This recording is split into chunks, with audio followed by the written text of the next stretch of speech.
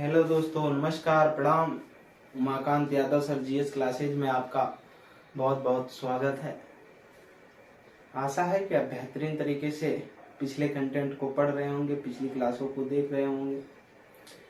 किसी भी तरीके की दिक्कत या परेशानी होने पर आप हमको कमेंट बॉक्स में बताते रहें। और आगामी की जो मध्यकालीन भारत की अब इतिहास है वो हमारे एप्लीकेशन जो ऐप है उस पे चलेंगी।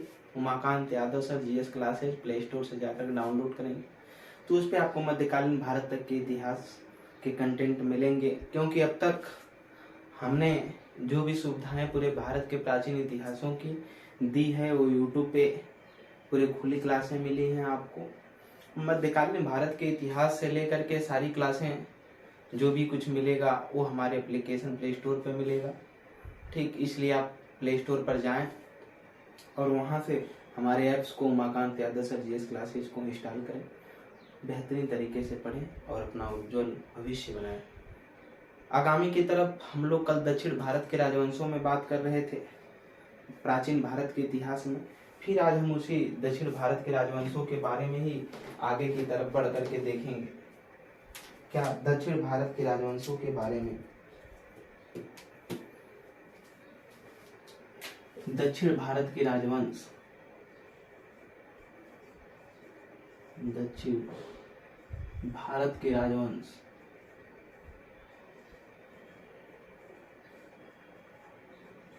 दक्षिण भारत के राजवंश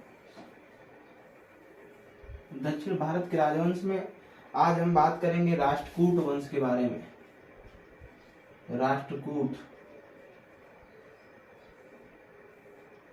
वंश के बारे में। ठीक, राष्ट्रकूट जो वंश चला है ये 8वीं शताब्दी में चला। ठीक, यानी अरबों के आक्रमण के बाद राष्ट्रकूट वंश दक्षिण भारत में चला।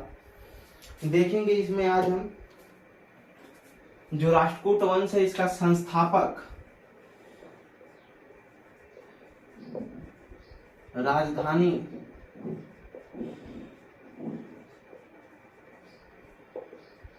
भाषा।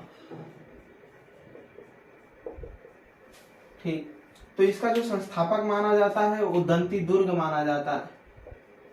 दंती दुर्ग, क्यों दंती दुर्ग माना जाता है, या इसी को दंती वर्मन भी कहा जाता है। दंती वर्मन ये दक्षिण भारत के राजवंश है। ठीक, जो महाराष्ट्र से लगाए कर्नाटक तमिलनाडु के क्षेत्रों तक, बॉर्डरों तक शासन की। दंती दुर्ग, दंती वर्मन इसी को कहा जाता है। इसकी जो राजधानी थी वो मान्यखेत, कहीं कहीं ट देता है त की जगह, इसको याद रखिएगा, मान्यखेत। भाषा इसकी थी कन्नड़। ठीक, केरल वाले क्षेत्रों से। इसके जो संस्थापक दंती दुर्ग था इसके बारे में आगे देखेंगे। इसने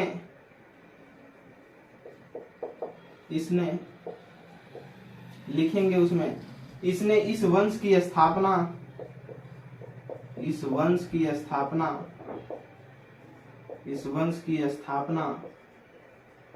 जो दंतीवर दुर्ग था, इसने इस वंश की स्थापना चालुक्य शासक, अभी हमको इनके बारे में पढ़ना है।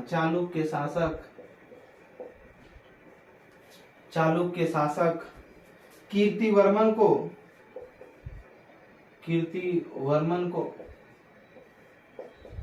पराजित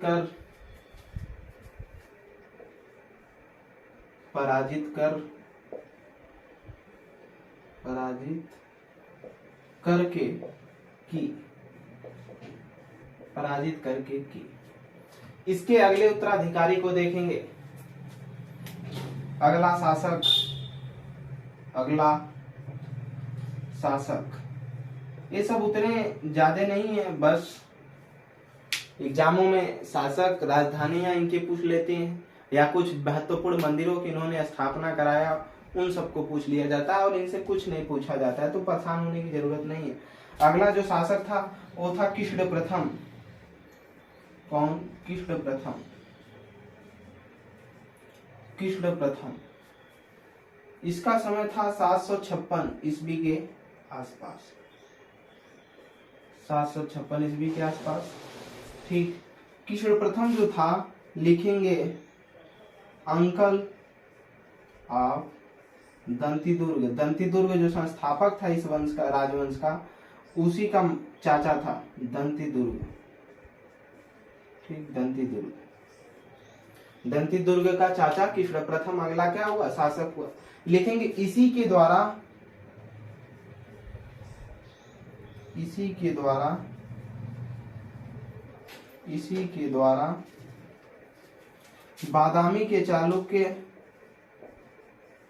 बादामी के चालुक्य, चालुक्य, बादामी के चालुक्य वंश का अंत कर दिया गया, वंश का अंत कर दिया गया।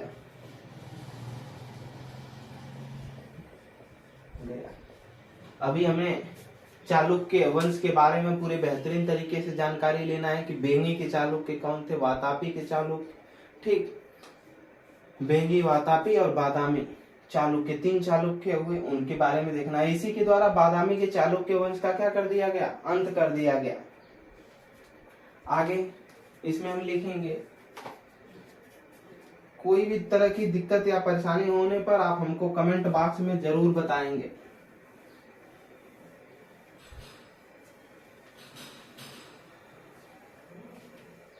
इसी में कृष्ण प्रथम में ही अभी लिखना है आगे।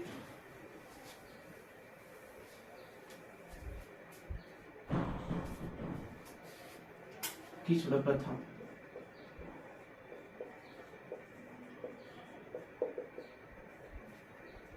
यही एलोरा की गुफाओं में,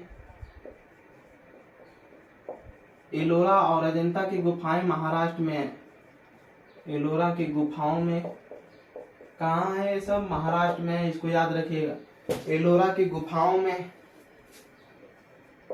प्रसिद्ध, एलोरा की गुफाओं में प्रसिद्ध कैलाश मंदिर, कैलाश मंदिर, ठीक, कैलाश मंदिर, कोष्टक में लिखेंगे विशालतम गुफा मंदिर, विशालतम, विशालतम गुफा मंदिर। ठीक, कैलाश मंदिर का निर्माण करवाया, का निर्माण करवाया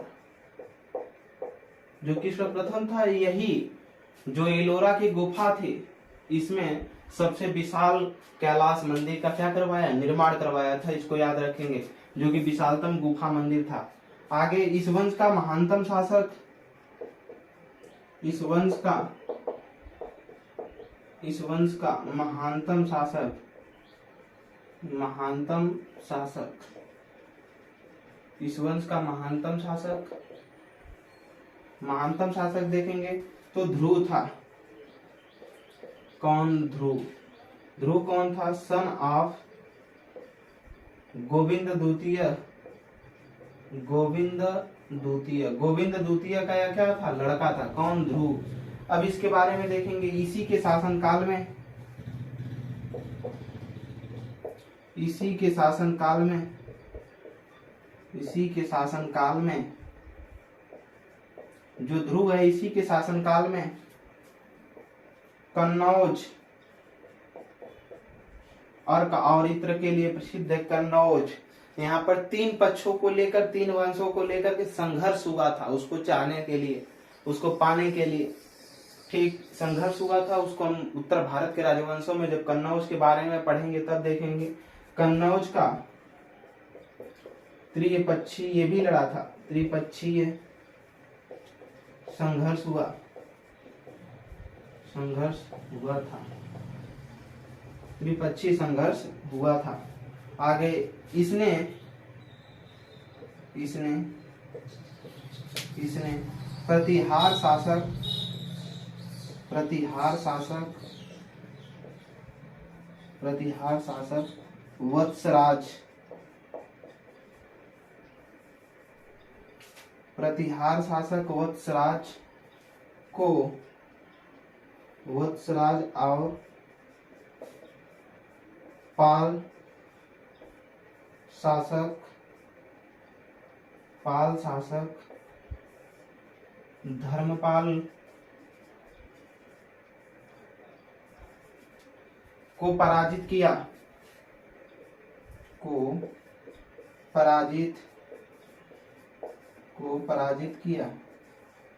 और पराजित करके कन्नौज पर क्या किया, अधिकार पाया।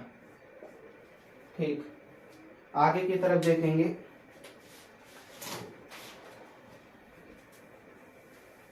किसी भी तरीके की दिक्कत परेशानी होने पर आप हमको कमेंट सेक्शन में बताएंगे, नीचे हमारा मोबाइल नंबर रहता है, उस पर आप बता सकते हैं। यदि किसी भी परीक्षा का बेहतरीन नोट्स प्राप्त करना हो तो उसके लिए भी आप हमसे संपर्क कर सकते हैं, जो कि बहुत कम रेट में आपको प्राप्त हो सकते हैं। ठीक, आगे की तरफ देखेंगे। इसमें अगला जो उत्तराधिकारी हुआ, ध्रुव का पुत्र, अगला शासक वो था गोविंद तृतीय,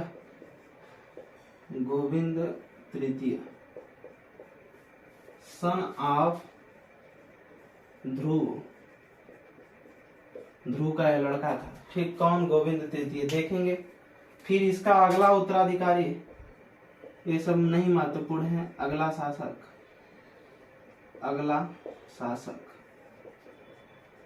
इसका अगला जो शासक हुआ वो हुआ अमोघवर्ष।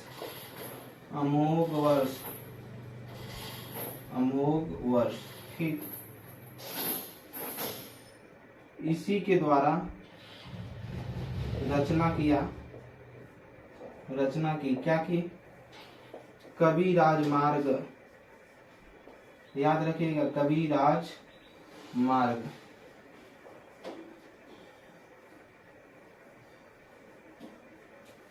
ठीक, कविराज मार्ग की रचना किया था किसने, अमोघवर्ष ने किया था। ठीक, आगे की तरफ देखेंगे। इस वंश का महानतम शासक, इस वंश का महानतम शासक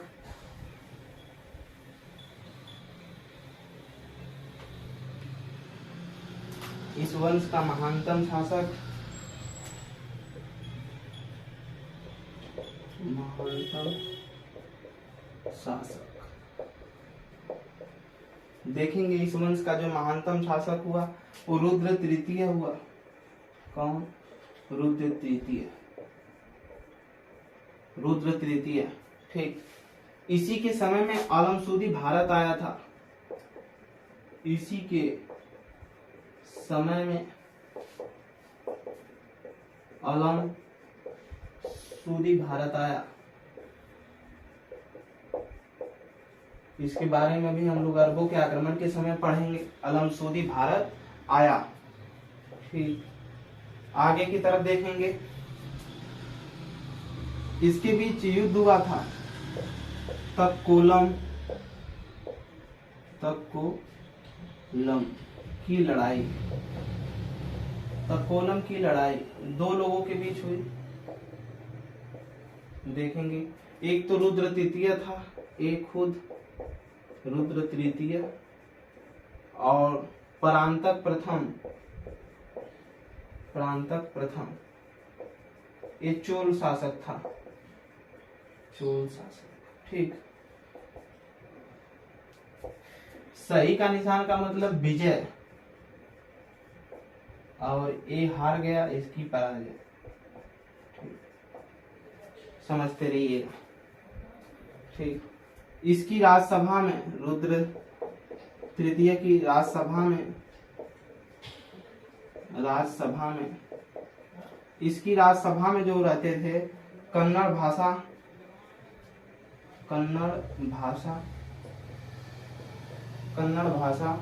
का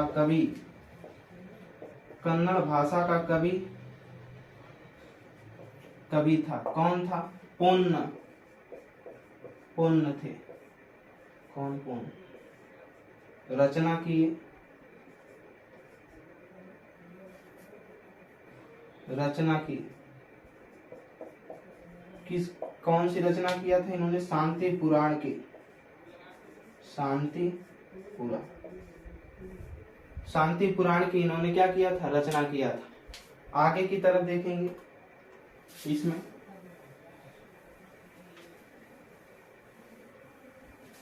थोड़ी भाषाएं टफ हैं, दक्षिण भारत के राजवंश है इसलिए कम समझ में आ रहा है, लेकिन आपको समझना होगा। देखेंगे तो किसी का दृष्टि से लगाए किरण पब्लिकेशन का भी प्रैक्टिस सेट उठाएंगे, देखेंगे परीक्षाओं में क्वेश्चन यहाँ से भी पूछे गए कि राजधानी या महत्वपूर्ण शासक जिन्होंने मंदिर को बनवाया। रुद्र तृतीय जो था, इसका अगला उत्तराधिकारी क्या हुआ? इसका अगला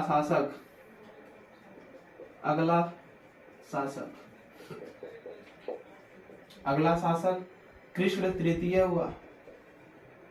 कृष्ण तृतीय, ठीक। 2 मंदिर बनवाए, 2 मंदिर का निर्माण करवाया,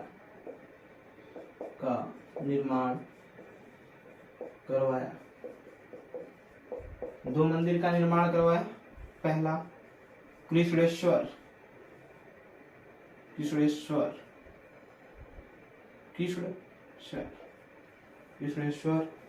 और दूसरा जो इन्होंने गंड मार्तंडादित्य, ठीक, सूर्य से संबंधित था, इन्होंने निर्माण करवाया।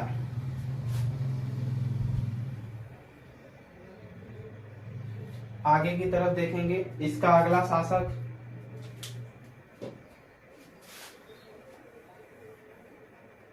कृष्ण तृतीय का अगला शासक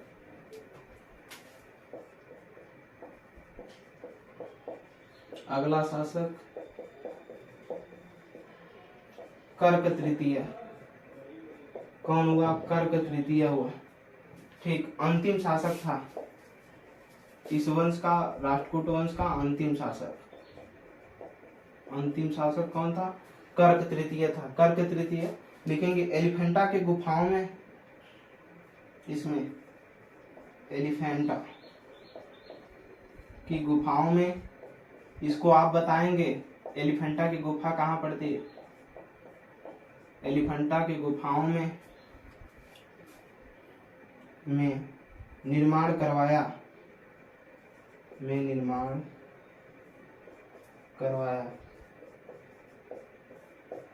क्या निर्माण करवाया था? एलिफेंटा की गुफाओं का निर्माण करवाया, लिखिएगा एलिफेंटा की गुफाओं का निर्माण करवाया इसने। कर्क तृतीय ने एलिफेंटा की गुफाओं का निर्माण करवाया। कभी कभी पूछ लिया जाता है एलिफेंटा की गुफाओं का निर्माण किस वंशों ने करवाया? तो राष्ट्रकूट वंशों ने करवाया, ठीक।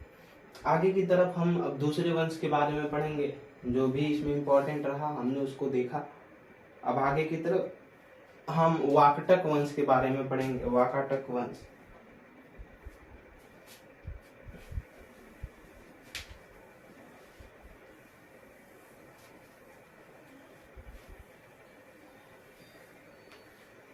कोई भी दिक्कत परेशानी होती है आप हमको कमेंट बॉक्स में बताएं, और जल्दी से जाकर के प्ले स्टोर से Umakant Yadav sir GS classes app install करें और आगामी क्लास उस पे पाएं और अपना भविष्य उज्जवल बनाएं। आगे की तरफ वाकाटक वंश,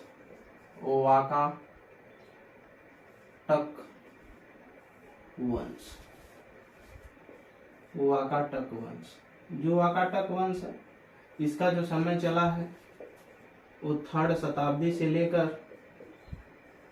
कहाँ तक? 6वीं शताब्दी तक,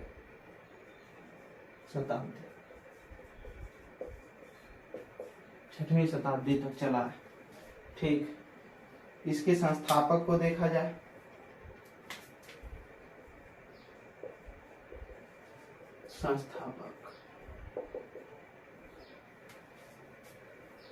संस्थापक, इसका जो संस्थापक माना जाता है वो माना जाता है विंध्य शक्ति।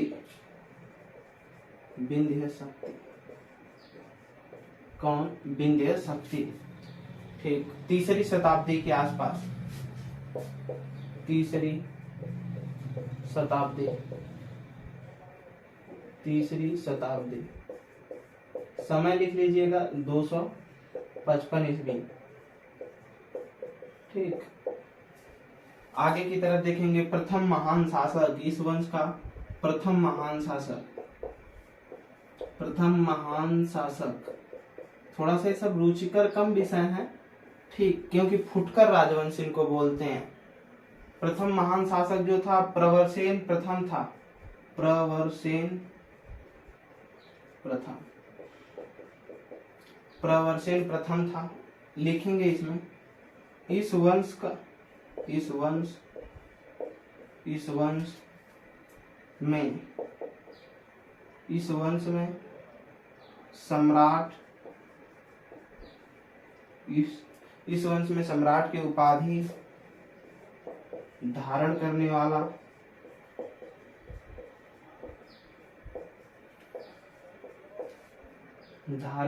वाला यह प्रथम शासक था, यह प्रथम शासक था, यह प्रथम शासक था। आगे की तरफ देखेंगे। प्रतापी शासक, इस वंश का जो प्रतापी शासक था प्रवरसेन द्वितीय, प्रवरसेन द्वितीय, प्रवरसेन द्वितीय। इसने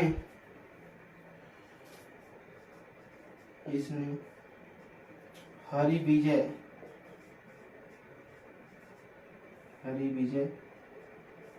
प्राकृत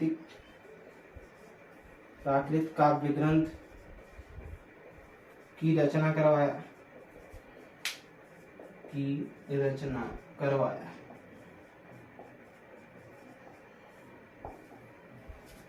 इस वंश का जो प्रतापी शासक था वो प्रवरसेन द्वितीय था। इसने हरिविजय प्राकृतिक काव्य ग्रंथ की क्या करवाया? रचना करवाया।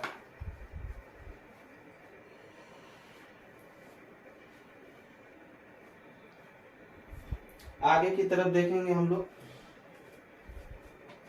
इसका अगला उत्तराधिकारी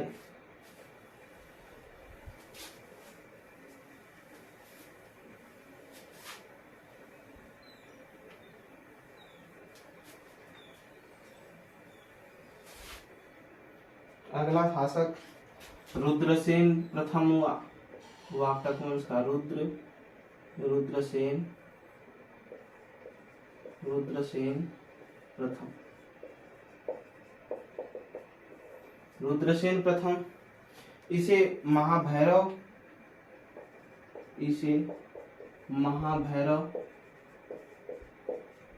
का शासक माना जाता था।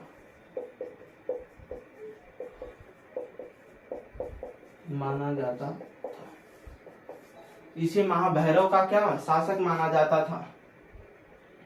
आगे महाभैरव स्थान है दक्षिण भारत में। आगे की तरफ लिखेंगे महानतम शासक।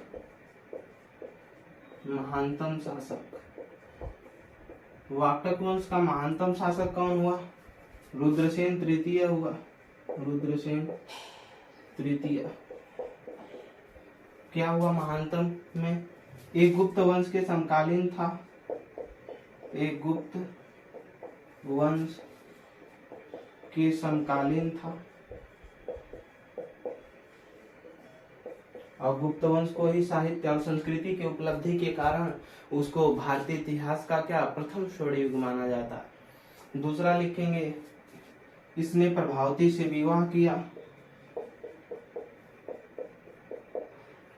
इसने प्रभावती से विवाह किया।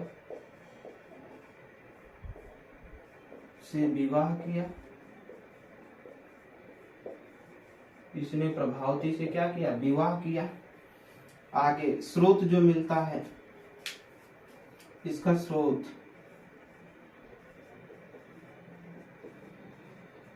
इसकी जानकारी का स्रोत लिखेंगे। इसने पूना ताम्र अभिलेख,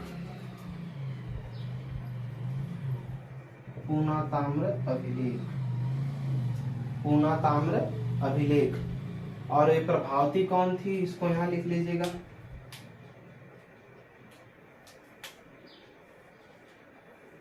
चंद्रगुप्त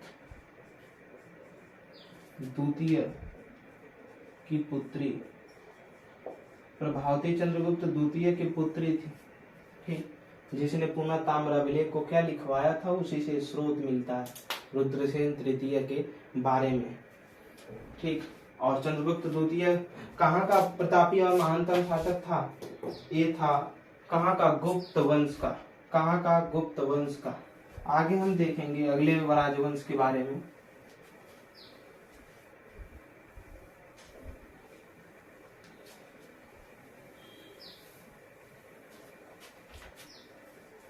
अगले राजवंश के बारे में देखेंगे बादामी का चालुक्य वंश।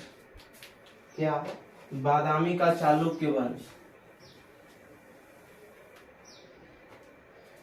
ये बादामी नामक स्थान पर होने के नाते ऐसा इसका नाम ही पड़ गया, बादामी का चालुक्य वंश। ये इम्पोर्टेंट है, एक बेगू के चालुक्य वंश होंगे और एक वातापी का चालुक्य वंश होगा। इनका जो समय चला है ये 6वीं शताब्दी से लेकर 8वीं शताब्दी ईसा पूर्व तक, 8वीं शताब्दी ईस्वी तक, ठीक। देखेंगे इसमें इसका स्रोत, इस राजवंश का स्रोत जो मिलता है ये मिलता है ऐहोल अभिलेख से, ऐहोल अभिलेख से मिलता है, ठीक। ये पुलकेशिन द्वितीय के द्वारा क्या किया गया था, लिखवाया गया था। पुलकेशिन द्वितीय, अभी आगे आएंगे सब। पुलकेशिन द्वितीय के द्वारा क्या करवाया गया था, लिखवाया गया था। संस्थापक, इस राजवंश का संस्थापक जो माना जाता है पुलकेशिन प्रथम माना जाता है। कौन प्रथम, पुलकेशिन प्रथम इस राजवंश का संस्थापक है। महान शासक और महान और महानतम में अंतर होता है। जो बहुत दयालु और उदारता हो महानतम होगा, लड़ने में भी हो तो प्रतापी होगा, और महान केवल है तो केवल हल्का उदार है। महान शासक का मतलब है पुलकेशिन द्वितीय। पुलकेशिन द्वितीय था महान शासक इस राजवंश का, ठीक, जिसने ऐहोल अभिलेख को क्या किया था, लिखवाया था। यहाँ लिख लेंगे, लिखवाया था।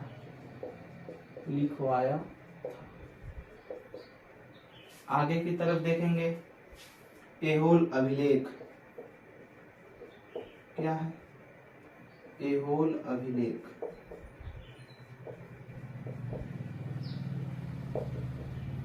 ऐहोल अभिलेख क्या है देखेंगे इसमें। इसने पुष्यभूति वंश के शासक, इसने पुष्यभूति वंश के शासक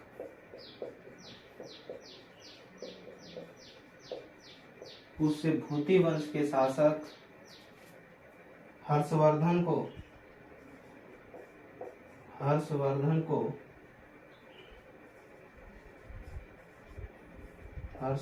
को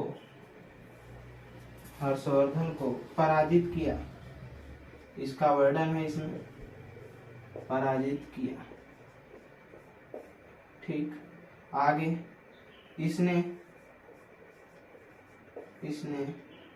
उपाधि धारण की,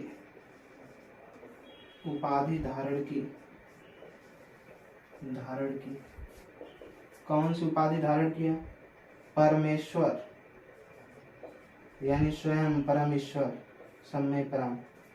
फिर दूसरा दक्षिणापथ स्वामी, दक्षिणापथ यानी पूरे दक्षिण की तरफ का स्वामी, ठीक। आगे लिखेंगे इसने कांची पर भी आक्रमण किया। आप लिख लेंगे इसने कांची पर भी आक्रमण किया। तमिलनाडु, तमिलनाडु के क्षेत्रों में आज के समय में कांची तमिल पढ़ते हैं।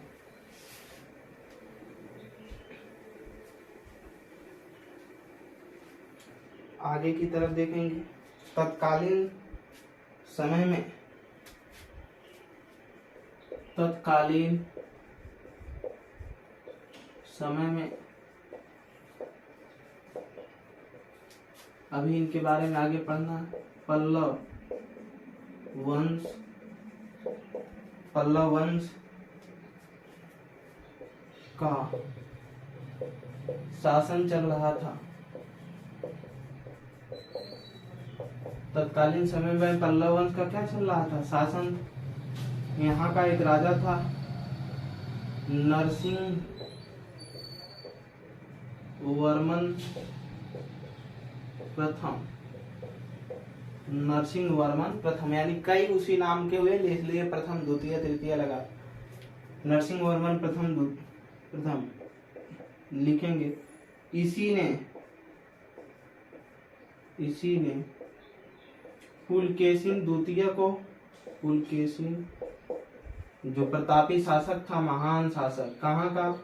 वाकटक वंश का, सॉरी बादामी चालुक्य वंश का, पुलकेशिन द्वितीय को पराजित किया, को पराजित किया। यानी जो बादामी के चालुक्य वंश का शासक था पुलकेशिन द्वितीय, महान शासक, उसी को नरसिंह वर्मन ने क्या किया था? पराजित किया था। इसी ने क्या किया? पुलकेशिन द्वितीय को पराजित किया, जो पल्लव वंश का शासन था। ठीक, पल्लव वंश का क्या था? शासक था। यहाँ कोष्टक में लिख लेंगे शासक आप पल्लव वंश, पल्लव वंश, चालुक्य वंश। आगे की तरफ देखेंगे, इसका भाई, ब्रदर ऑफ पुलकेशिन द्वितीय, पुलकेशिन द्वितीय, ठीक, क्या हुआ? विष्णुवर्धन, विष्णुवर्धन इसका भाई था, विष्णुवर्धन। ठीक, बेंगी के चालुक्य, इसने बेंगी नामक स्थान क्या? बेंगी के चालुक्य, बेंगी का चालुक्य माना जाता है। ठीक, विष्णुवर्धन लिखेंगे। इसने पूर्वी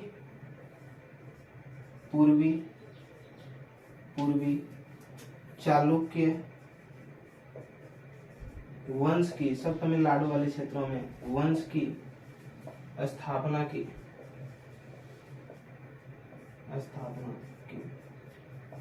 वंश की स्थापना की। और पुलकेशिन द्वितीय ने क्या किया कि अपना आधा से ज्यादा साम्राज्य अपने भाई विष्णुवर्धन को क्या किया? दे दिया। तो हम लोगों ने बादामी का चालुक्य, बेंगी के चालुक्य और एक वातापी का चालुक्य इसी का भाई हुआ। ठीक, उसको आप किताबों से जरूर पढ़ लीजिएगा, कुछ नहीं बस उसका संस्थापक पढ़िएगा, सारी चीजें हम नहीं बताएंगे। आगे की तरफ देखेंगे अगले वंश के बारे में, पल्लव वंश।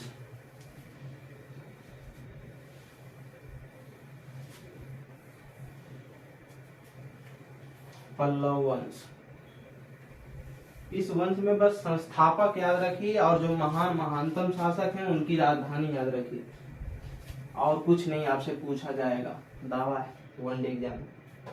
पल्लव वंश,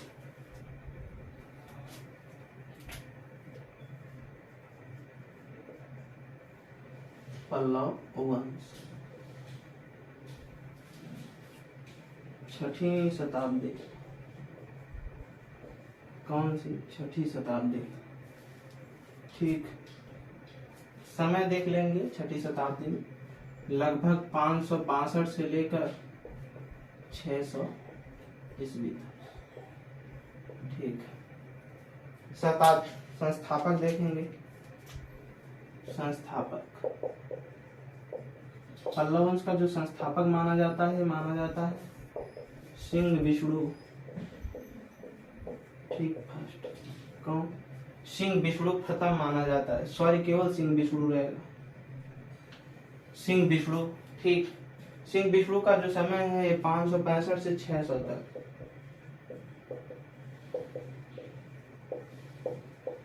आगे की तरफ देखेंगे इसमें इसकी राज्यसभा में संस्कृत के महाविद्वान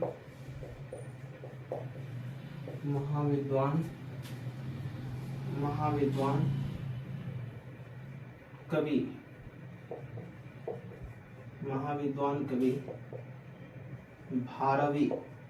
भारवी थे। भारवी ने किताब लिखा था, रचना की। यही रचना किए थे किरातार्जुनीय। नोट कर लेंगे, ये पूछी गई एग्जाम में है किताब का नाम। भारवी, ठीक। भारवी सिंह विष्णु के दरबार में रहते थे, महाविद्वान थे संस्कृत भाषा के। इन्होंने रचना किया था किरातार्जुनीयम की। आगे लिखेंगे वैष्णव धर्म का अनुयायी था। यह वैष्णव धर्म का अनुयायी था।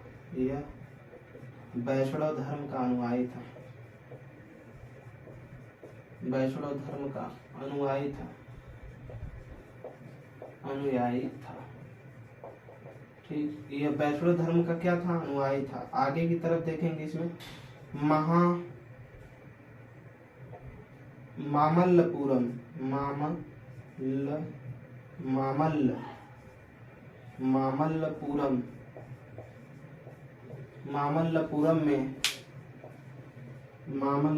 में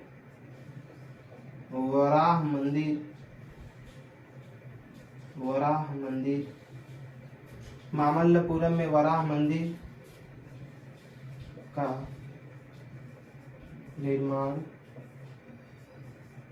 कराया।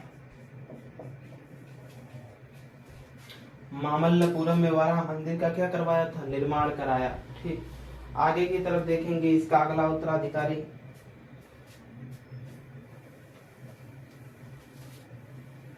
इस वंश में अगला शासक को देखेंगे। किसी भी प्रकार की दिक्कत या परेशानी होने पर आप हमको कमेंट सेक्शन में बता सकते हैं।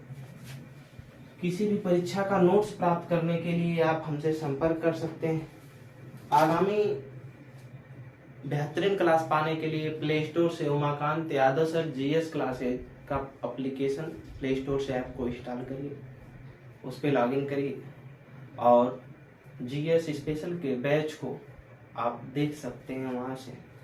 अगर बेहतरीन क्लास लग रही हो, कुछ समझ में आ रहा है, कुछ करना चाहते हैं, बेहतरीन का मतलब इसमें मजा नहीं लेना है। हिस्ट्री, जीएस, कोई भी चीज हो, जीएस का कोई भी भाग है, अगर इसमें आप मजा लेना चाहते हैं तो फिर आप कंपटीशन में आना नहीं चाहते। थोड़ी दिक्कतें और परेशानियां तो होंगी, क्योंकि नौकरी इतनी आसानी से नहीं मिलती। ठीक, तो बेहतरीन तरीके से पढ़िए और अच्छा कंटेंट पाइए। एक बार पढ़ने के बाद फिर कहीं नहीं पढ़ना पड़ेगा। आगे की तरफ देखेंगे इसमें इसका सिंह विष्णु का अगला शासक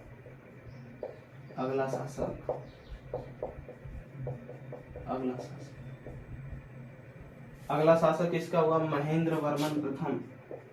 महेंद्र वर्मन फर्स्ट। ये लड़का था सिंह विष्णु का, सन ऑफ सिंह विष्णु।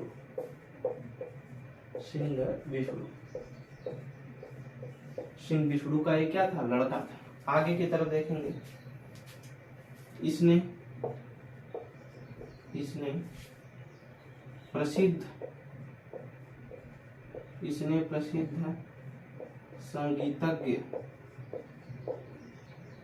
संगीतज्ञ रुद्राचार्य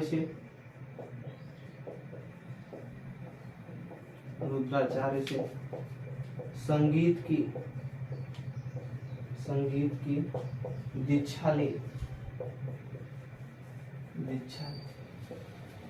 ठीक, आगे की तरफ लिखेंगे, यह एक महान शासक था और निर्माणकर्ता भी।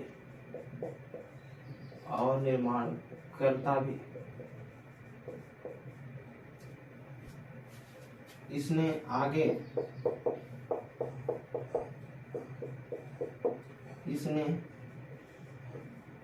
बहुत से मंदिरों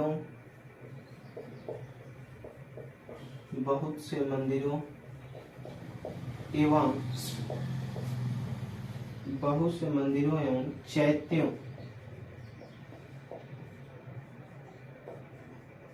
का निर्माण करवाया।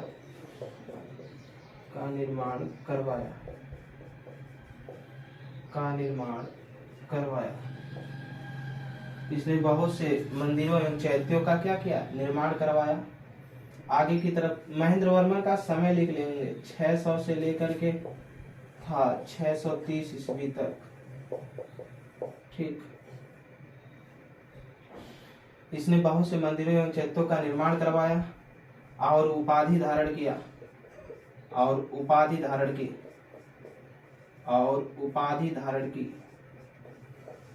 क्या उपाधि धारण की? देखेंगे, उपाधि धारण की चैत्यकारी की। क्योंकि बहुत से चैत्यों का, चैत्य क्या होता है हमने बौद्ध धर्म में पढ़ा दिया। ठीक, चैत्य विहार वन क्या होते हैं सबको बता दिया गया। ठीक, उसको जाकर के वहां देख सकते हैं। इतने बहुत से मंदिरों एवं चैत्यों का निर्माण करवाया और इसकी उपाधि की चैत्यकारी। चैत्य जहाँ पर बौद्ध भिक्षु क्या करते थे? शिक्षा का काम दिया करते थे। और एक तो कह लिया जाए कि ये जहाँ पर चिता से संबंधित था चैत्य, जहाँ पर चिता जलाने के बाद जो अस्थियां बचती थी, जहाँ पर उसको स्थापित करके स्तूप बना दिए जाते थे, वो वाला क्षेत्र। ठीक, आगे की तरफ देखा जाएगा। इसमें महेंद्र वर्मन ने एक ग्रंथ की रचना किया था। संगीतज्ञ मतलब संगीत सीखा ही था रुद्राचार्य से, तो इन्होंने एक रचना लिखा, उसको देख लिया जाए।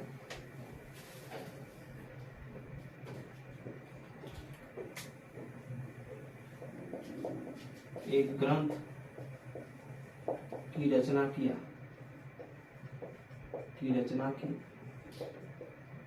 कौन सा ग्रंथ था देखेंगे, मत विलास प्रहसन। नोट कर लेंगे, मत विलास प्रहसन। आगे की तरफ देखेंगे, इस वंश का महानतम शासक, इस वंश का महानतम शासक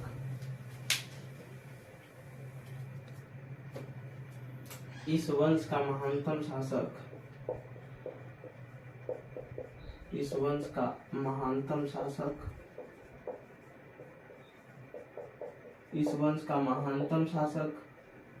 इस वंश का जो महानतम शासक था वो था नरसिंह वर्मन प्रथम।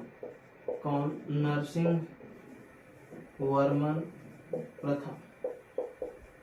कौन था? नरसिंह वर्मन प्रथम था। ठीक, इसके विषय में हम देखेंगे अब नरसिंह वर्मन प्रथम के। इसी ने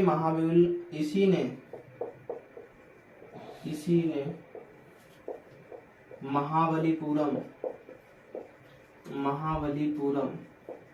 तट मंदिरों के लिए बहुत प्रसिद्ध है। महाबलीपुरम तट मंदिर का मतलब समुद्र के किनारे वाले क्षेत्रों। महाबलीपुरम के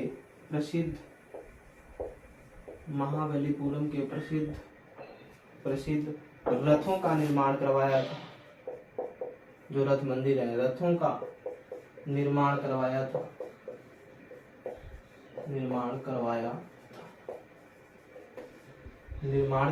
था। आगे देखेंगे, महाबलीपुरम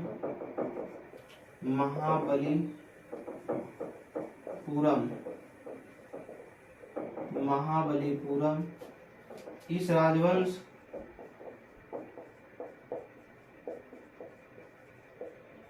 का बंदरगाह था, जहां से सर सामान इधर उधर लाए जाते थे, व्यापार का किया जाता था। इसी के शासनकाल में, ठीक नरसिंहवर्मन प्रथम के समय में, इसी के शासनकाल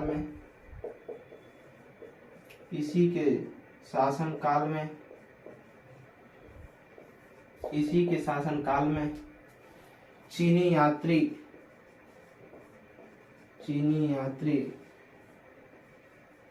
यात्री वेनसांग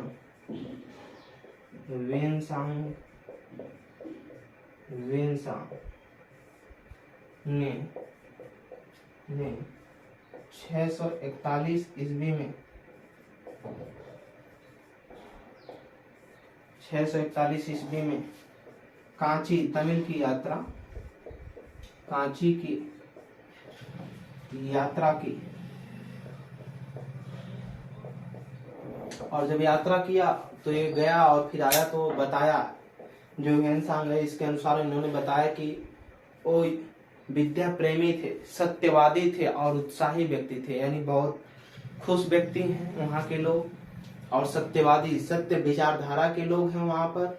और बताया कि वो लोग बहुत विद्या प्रेमी हैं, विद्या को जानना चाहते हैं, और उस तरह से भी दक्षिण भारत बहुत पहले से उत्तर भारत की अपेक्षा करीब शिक्षावादियों में आगे रहा। जैसे मैं देख सकते हैं उदाहरण में डॉक्टर सर्वपल्ली राधाकृष्णन, सी गोपालाचारी, एपीजे अब्दुल कलाम, ठीक अधिकतर जो हमारे महान विभूति पैदा हुए दक्षिण भारत से हुए, पीवी नरसिम्हा राव से लेकर के अधिकतर लोग। आगे की तरफ देखेंगे, इसका अगला उत्तराधिकारी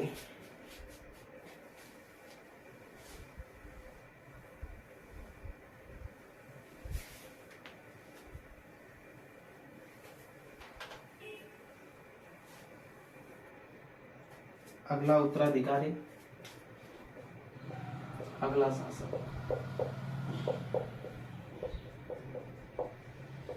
अगला जो शासक हुआ नरसिंहवर्मन द्वितीय हुआ। नरसिंहवर्मन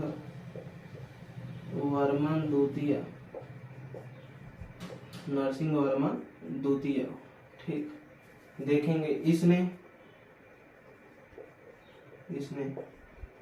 निम्न मंदिरों का निर्माण करवाया, इसने निम्न मंदिरों का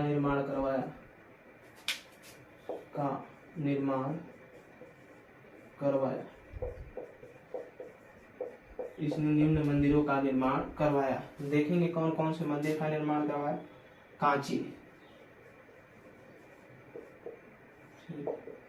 कांची का कैलाश मंदिर, इन्होंने तमिल में कैलाश मंदिर का निर्माण करवाया,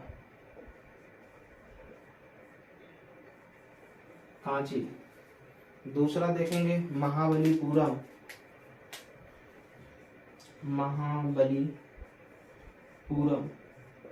और हमने बताया महाबलीपुरम अपने तटीय मंदिरों के लिए क्या है, प्रसिद्ध है। तटीय मंदिर यहाँ पर जाते हैं समुद्र के तटों के किनारे। शोर मंदिर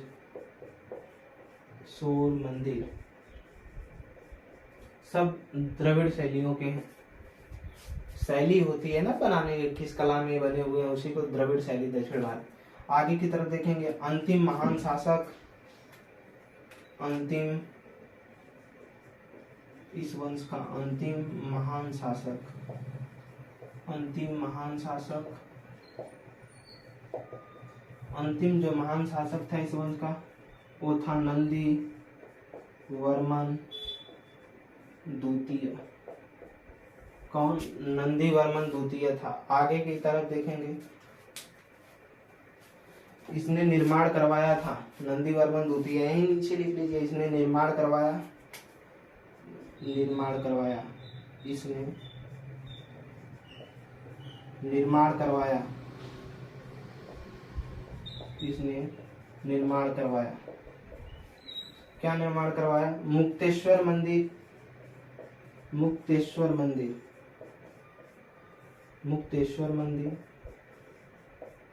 और दूसरा बैकुंठ पेरुमल मंदिर,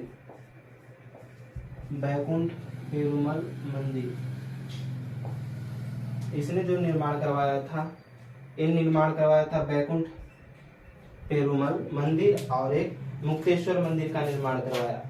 आगे की तरफ हम अब चोल साम्राज्य को देखेंगे, ठीक दक्षिण भारत के राजवंशों में बसता है।